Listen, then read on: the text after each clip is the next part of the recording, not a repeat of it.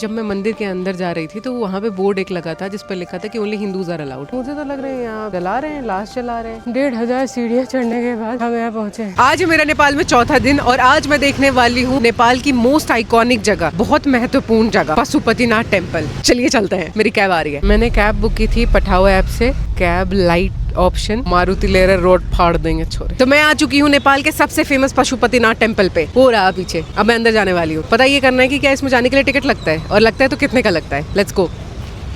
मैं आ चुकी हूँ अंदर और मुझे कहीं भी टिकट काउंटर नहीं दिख रहा है, तो यहाँ पे अंदर आने के लिए टिकट नहीं लगती है। तो अभी मैं और अंदर जाके देखूंगी कि एक्चुअल मंदिर कैसा दिखता है और इस मंदिर की कहानी क्या है, क्यों इतना फेमस है, क्यों इतने सारे लोग यहाँ पे आते हैं। तो चलिए वो फाइंड आउट करते हैं। ये जो मंदिर है वो शिव जी का मंदिर है और इसकी कहानी ऐसी है, शुरुआत से चलती आ रही है। एक्चुअली क्या हुआ था कि शिव जी ना दुनियादारी से बोर हो गए थे, पता नहीं क्यों इतना टेंशन देते थे उनको लोग। तो वो ना ऐसे परेशान होके बागमती रिवर के अराउंड, जो ये पूरा मंदिर है वो बागमती रिवर के बैंक पे सिचुएटेड है, तो उसके अराउंड अपना हिरण के रूप में घूम रहे थे, मजे कर रहे थे। लेकिन अब बाकी सारे लोगों को, बाकी सारे जो देवता थे उनको ये बात पसंद नहीं आई। भाई दुनिया कौन चलाएगा, जो दुनिया बनाने वाला है वही इधर उधर भटक रहा है। तो उन्होंने क्या किया कि शिव जी को वापस लाने के लिए खींचातानी करनी शुरू कर दी। अब शिव जी थे हिरण के फॉर्म में, तो इसी खींचातानी के चक्कर में उनका जो सींग है वो टूट के गिर गया। जहाँ पे गिरा वहीं पे फिर शिवलिंग का फॉर्मेशन हुआ। तो ये जो फॉर्मेशन है वो नेचुरल है। अब मुझे तो लग रहा है यहाँ पे लाश जला रहे हैं। जीवन की शुरुआत भी यहीं से, अंत भी यहीं से। मुझे एक्चुअली पता नहीं था कि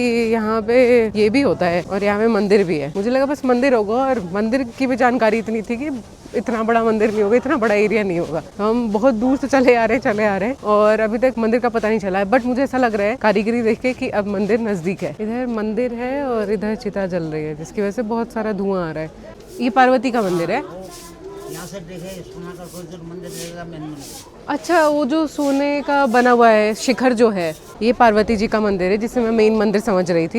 एक्चुअली इधर से चल के थोड़ी सी दूर पे पंडित जी बोल रहे थे शायद सोने का एक मंदिर मिलेगा, वो शिव जी का मंदिर है। तो हमें उस साइड जाना है। और ये दाह संस्कार वाला एरिया है। ये देखो कितना सुंदर है। ये सारे के सारे एक ही लाइन में है, ऐसे बिल्ड किया गया है इसे।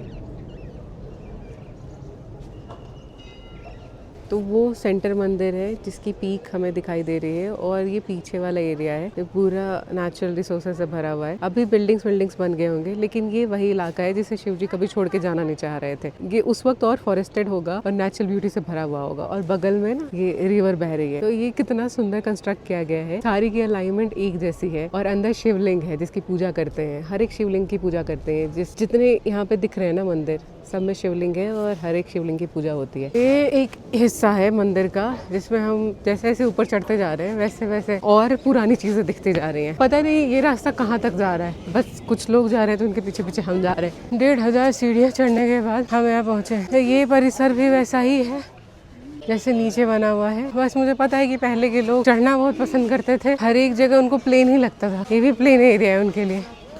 सुंदर जगह है ये, बहुत सुंदर है।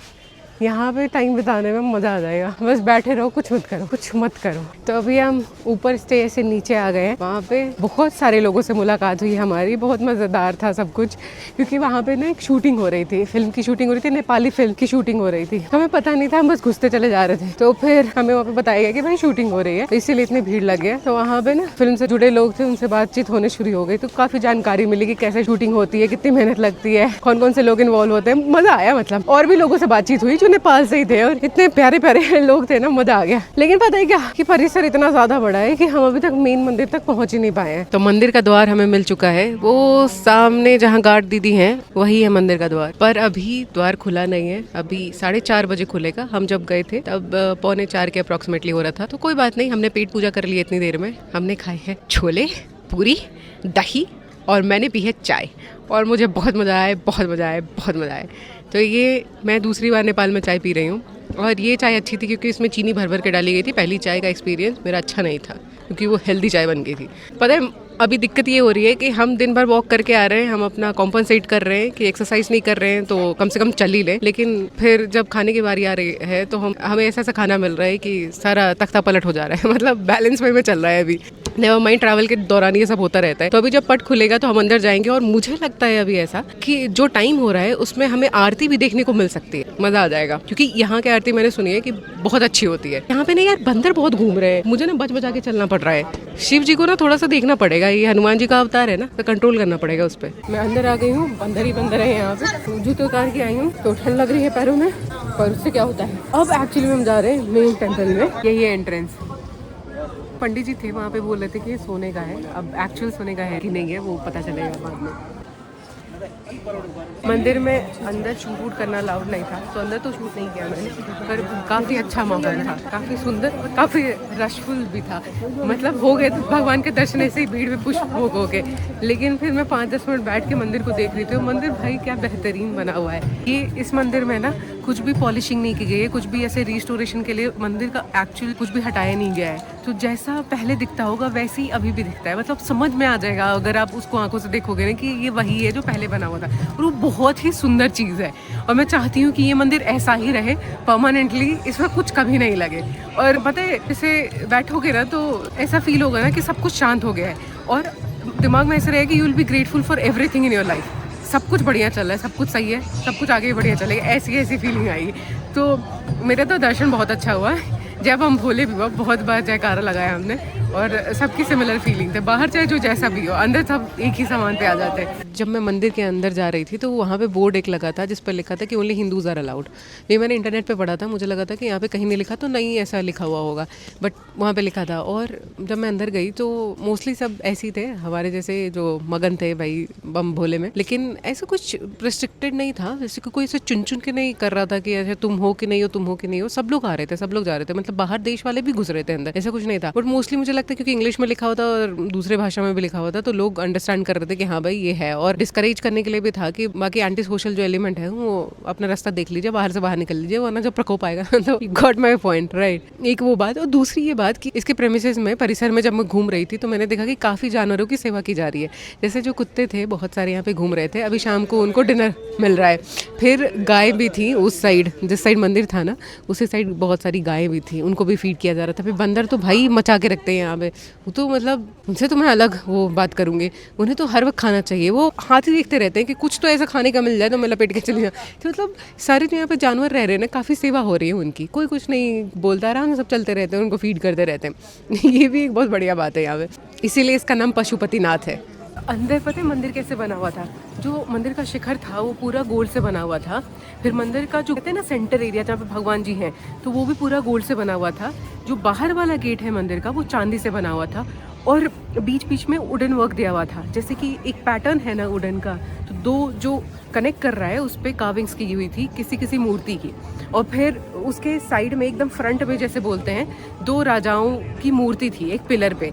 तो ये सब कुछ ना बहुत ही सुंदर था, और कुछ भी ऐसे ट्रेंडी बनाने के लिए नहीं किया हुआ था। तो एक बार को देखो ना तो ऐसा लगे पुराने ज़माने में चले गए, इतना बढ़िया लग रहा था। बढ़िया है, फोटो वीडियो नहीं लेने देते हैं, इसी बहाने लोग आके दर्शन तो करेंगे और बारीकी से देखेंगे कि हाँ क्या है। क्योंकि पता है क्या है, मैं अपनी आंखों में बसा रही थी कि ये सारी मेमोरी ना रहे, ताकि मैं ऐसे डिस्क्राइब कर पाऊँ।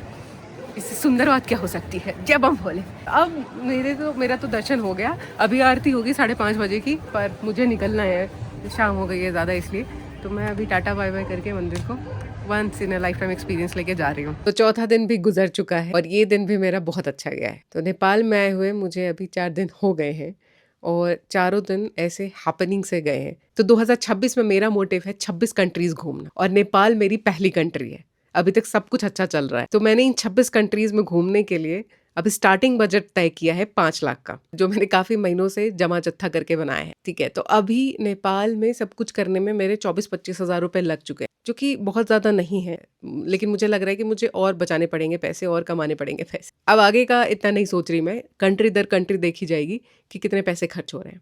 तो आगे देखते हैं कि मैं कौन सी कंट्री में जाती हूँ, और इस कंट्री में भी और क्या क्या एक्सप्लोर करती हूँ। कल एक और नया दिन होने वाला है, और कल मुझे थोड़ा बहुत आइडिया है कि क्या करूँगी, पर मैं आज रात में बैठ के प्लान करूँगी एग्जैक्टली क्या करूँगी। क्योंकि कल के बाद मुझे काठमांडू से निकल के नेपाल में ही एक और जगह पे जाना है, जो कि बहुत पॉपुलर है लोगों के बीच में, और जहाँ से ट्रैकिंग शुरू होती है।